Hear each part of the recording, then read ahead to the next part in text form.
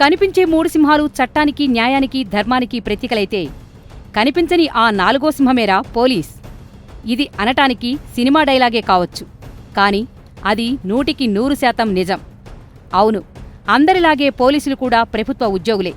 కాని 8 గంటలు ఉద్యోగం చేసి ప్రతి ఆదివారం పిల్లాపాపలతో గడిపి ఫస్ట్ నాడు జీతం తీసుకునే ఉద్యోగులు మాత్రం కాదు. పోలీస్ అనే 3 అక్షరాలు ఈ లోకాన్ని ఏలే త్రిమూర్తుల్లాంటివి.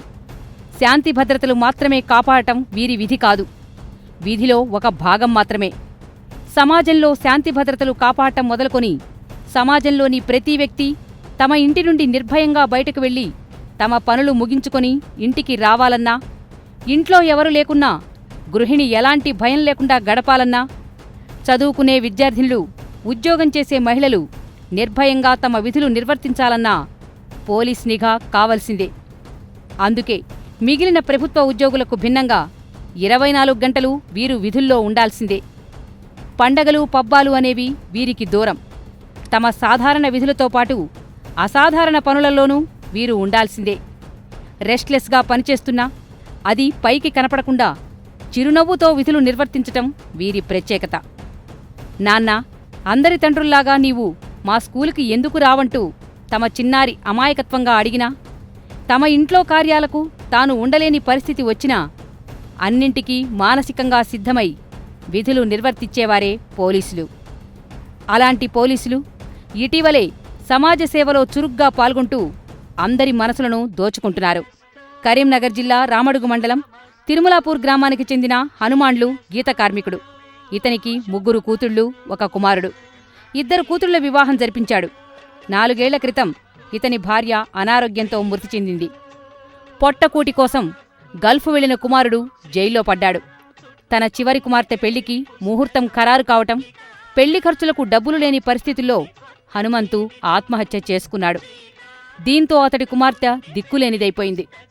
ఆమె పరిస్థితిని చూసి చెలించిన స్థానిక ఎస్ఐ పై అధికారులకు విషయం తెలిపారు. ఆ పరిస్థితి చూసి కాకీల మనస్సు కరిగిపోయింది.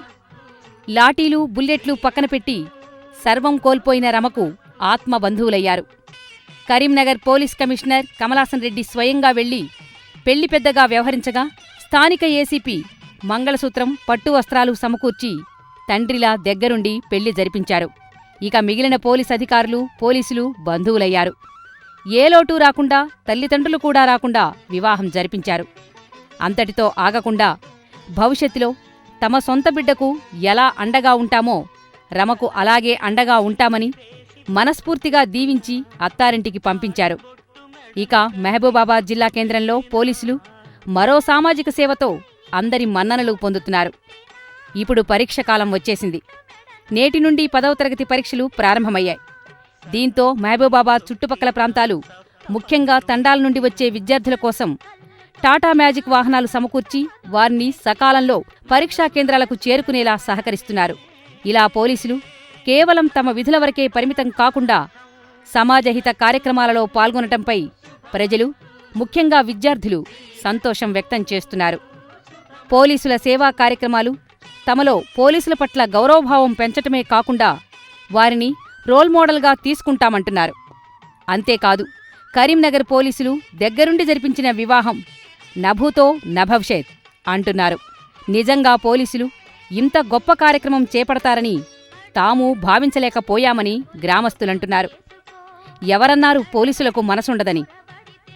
వారు ఫ్రెండ్లీ పోలీసులు మాత్రమే కాదు, సామాజిక బాధ్యతను, సామాజిక స్పృహను మనలో అనునిత్యం కలిగించి మనలను సన్మార్గంలో నడిపించే మన పితృ సమానులు.